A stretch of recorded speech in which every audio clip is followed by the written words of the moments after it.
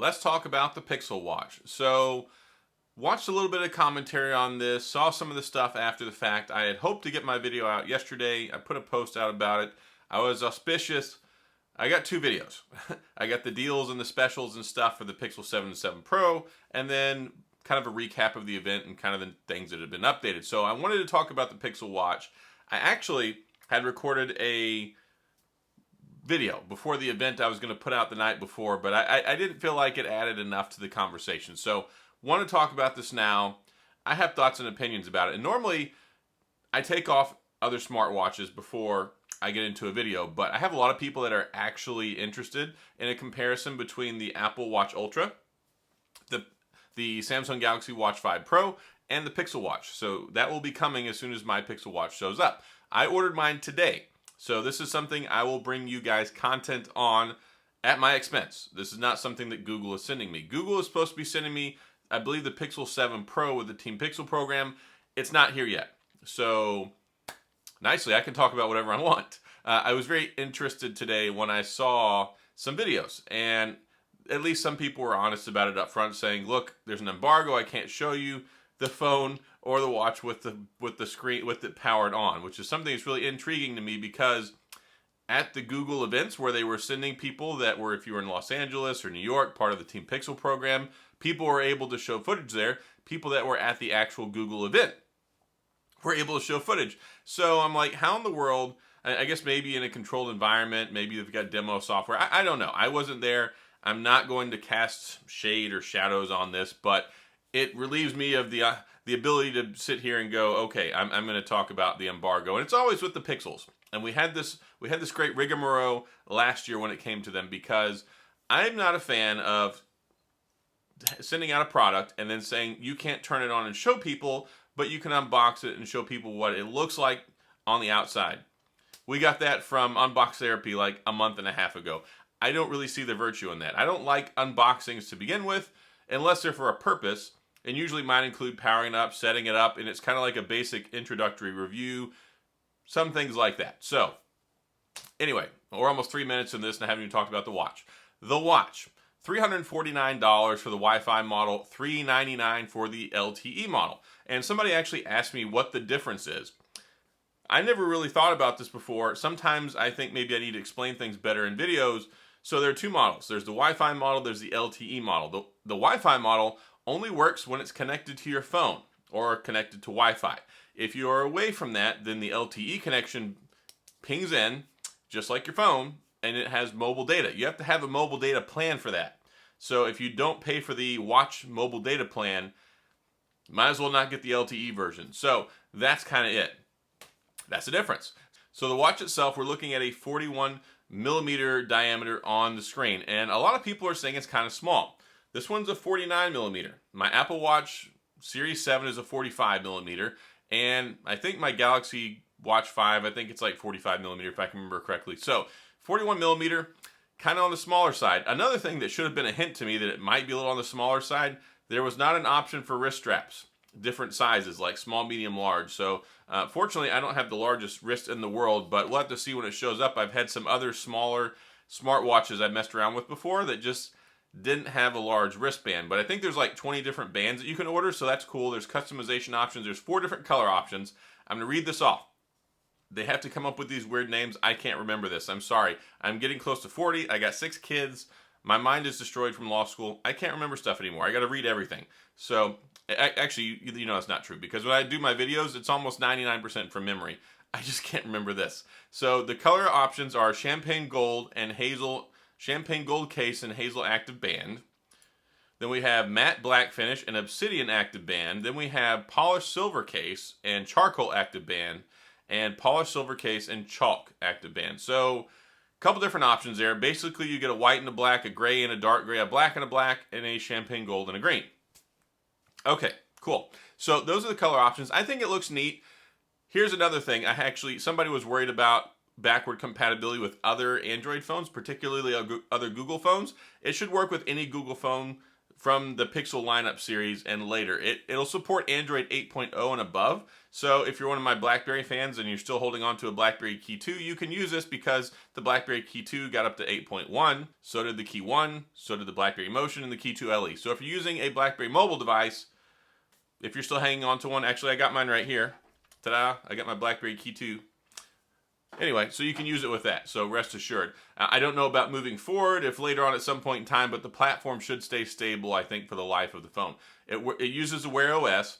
Here's another thing, and it actually really irks me. I've heard a lot of people really hammering down on the fact that it has an advertised 24-hour battery life. Can we all talk about the slogan that we hear every time they talk about the Apple Watch? 18-hour all-day battery life. How are you going to hammer on a Pixel Watch with 24-hour battery life when you're selling a phone that you advertise as having 18-hour all-day battery life that you tell people they should buy for sleep tracking? There's 24 hours in a day. I mean, you got to sleep sometime to use that. You got to take it off and put it on a charger sometime. So that's my thing. That's why I got the Apple Watch Ultra, so I can use it for more than 2 full days, and I can get 2 days of sleep tracking before I actually have to put it on a charger. That's like one of the main reasons I bought it. I'm so sick of charging these watches all the time. So that's why one of the reasons I don't use my Apple Watch Series 7. The battery life was just poop. So I do like the battery life on my Galaxy Watch 5 Pro. I get about 3-4 days out of that one. Now here's another thing. We're gonna have some adult talk time here. Battery life will depend heavily on your usage and what features you have turned on. And if you use any of the sports stuff, which I hear that like the sports active stuff, all that stuff, it seems like it's Fitbit driven, Fitbit kind of apps and stuff, which I've never actually used a Fitbit. That's going to be very interesting for me. Kind of a Google integration with the Fitbit stuff. It'll be fun. I don't really do exercise stuff. So if it counts the amount of calories while I'm drinking my Pepsi with real sugar, or if I'm eating my donuts in the morning, then we're going to get along just great, me and the Pixel Watch.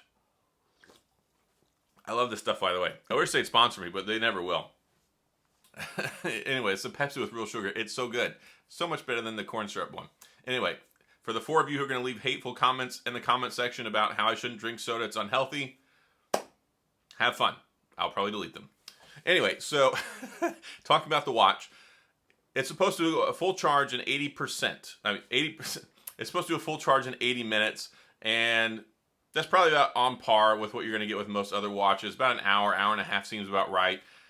Nothing really to complain about there that I know of. The watch mechanism is really neat. It kind of locks into place, and then the watch face rotates, and it interlocks. That's kind of cool. I've seen a lot of funky designs. You look at the Fossil watch, you look at some of the other brands, you got these little pins, and they flip, and they do all sorts of crazy stuff. This looks like probably the best design I've seen on interchangeable watch bands other than the Apple Watch. So I'm excited about that. I might check out some of the other bands. They have some of the cloth bands, the stretchy bands. They have the metal bands. They have different colored bands. Cool, if you like that stuff.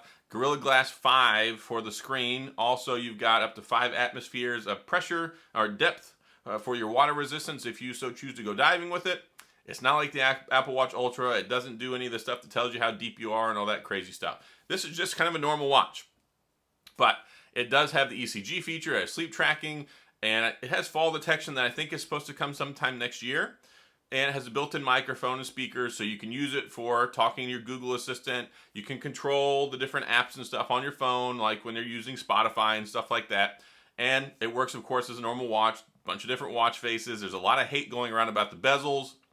Nobody's ever happy. I mean, the watch isn't even out yet, and everybody's like, the bezels, the bezels, the bezels. I mean, I just looked over at my screen to see a picture of it. It doesn't really bother me. It's really not something that bothers me. It has the heart rate monitoring stuff too. It's supposed to be able to check it up to 1 time per second. And reversing back to the adult conversation, the more features you have turned on, the worse the battery life is going to be. It may get more than 24 hours. I think 24 hours is an estimate.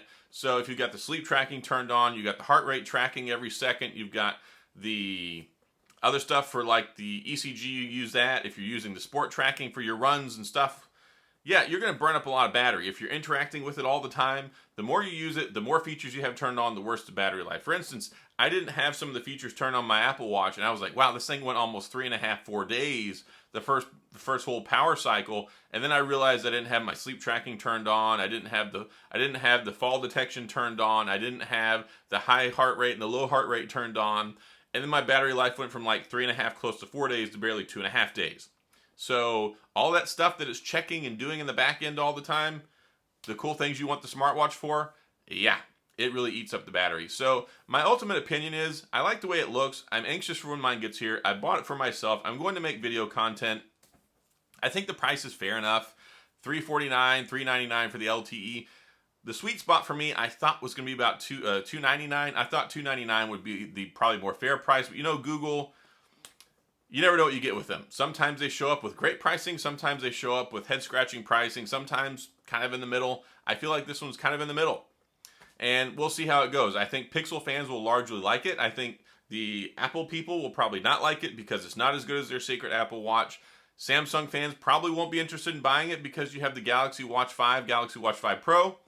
Arguably a better product. But the thing is we're going to go back to the other video I made. Apple Watch Ultra versus Galaxy Watch 5 Pro.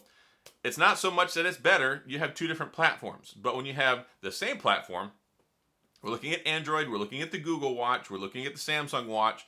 There is some competition there. So it might be hard for somebody to go, well, I like what the Galaxy Watch offers more than the Pixel Watch, and that's why I'm to bring you those videos so you can make an informed decision for yourself, because some people, they might like one more than the other one, and that's fine. For whatever reason, your own arbitrary reason, you can walk in, you can look at it and go, I like that better. And honestly, the design kind of reminds me of the Galaxy Fit, if that's what it was, the Galaxy Watch Fit. The short-lived one, it had 2 generations, it had a smaller watch face on it. Hopefully this one's not that painfully small. I tried one of those and it just didn't work out for me. But I like the idea. And I think that's kind of where we get this from. It's kind of a combination between, you can use it for work, you can use it for play, you can use it for working out, but it's not quite on the same size and the same spectrum as an Apple Watch. Apple Watch basically has every feature known to man in it. They're kind of pioneering that. Google's not pioneering smartwatches. This is their first smartwatch, and I think it's probably a pretty good entry. Everything that I saw up there was just reminding me of the Apple Watch Series 3. I think that was the first one where we got the heart rate stuff and the heart monitoring with the ECG. Maybe it was the 4. I think the 3 was the fall detection. Maybe it was the 4 with the heart rate. 5 for the ECG. I don't know. I can't even remember. It's been so long. We're a couple away, and I'm not an aficionado on smartwatches. But back to a couple generations ago, that's kind of what it reminds me of. And my biggest frustration was the battery life was just terrible. It was not good. So I hope the battery on this does truly last 24 hours. I hoped that there's a good blend between having the features on and the charging and the battery life. I won't know till I get it. But this is just my synopsis talking about my expectations, my thoughts from the presentation, from what I've read, and that stuff. Also it has NFC, so you can use wireless contactless payments as well, which I think is a real plus. And the Google Assistant is also nice. So that's all I've got. That's kind of my recap on this. Talking about it, my thoughts, my expectations, what I want to get out of it. Again, I already ordered one. I also bought myself a Pixel 7. I'll have both of these presumably on the 13th when they launch. So that's a cool thing. Hopefully my Pixel 7 Pro gets here before then. If it does, and I can't show you anything on the screen, and I can't power it on, I'm not going to make a video. I mean, I'm not making a big deal about it. That's Google's rules. I'm not trying to say anything like bad about them. I'm grateful that they're sending me the phone. I'm glad to be part of Team Pixel. I like to be able to provide this coverage for you guys, but that's when I will take it out of the box. Well, I'll take it out of the box and start playing with it, but I'm not gonna open up the box and be like, look guys, here's my phone I can't turn on. It's beautiful, I can't turn it on. So yes, the 13th is probably going to be the real deal whenever my 7 and my Apple Watch get, well, not Apple Watch, my Google Pixel Watch. I'm going to have all 3 of the things. Most of it at my own expense. And I like to do that because then I can talk about it as much as I want, which you guys know I don't have any strings attached to me anyway. That's not how I roll. And every year I I could get kicked off of Team Pixel this year, which I don't think they will. I really do like the products. I appreciate it. I like to provide an unbiased, objective opinion on these things. They seem to value that. I mean, they've kept me around for the last couple of years. So, like I said, I don't have anything bad to say about them. It's their product. They can control it however they want, and I will present it to you in the manner that I feel is appropriate to give meaning and value and some good information so that you can make a calculated and informed decision on if you want to buy into this stuff, because that's ultimately what I'm here for. To give you guys insight, let you guys know what I think, whether it's good or bad. Thankfully, you trust me. At least most of you do anyway, I think. And then you can go make a good purchasing decision. So I did make some other videos. Go check those out. actually follow the one right at the end of this video if you want to get the recap on my deals and suggestions and talking about the different trade-in stuff for, especially with Best Buy and with Google, what you can get trade-in value, gift cards, all that jazz. Watch that, and then you can learn some more. And I also appreciate the watch time. So that's all I've got. If you have any questions or comments, please go down in the comment section. I will get back with you. If you enjoyed the video, if you found this helpful, please hit the like and the subscribe button and the little notification bell. And also leave a comment. I love comments, especially if they're nice ones. If they're not nice, I mean, you can still leave them. I might eye roll as I go past them, but you can leave them. It's a free country. So that's all I got. It's late. I need more Pepsi. Thanks for being here. I appreciate you watching. I'll see you guys next time.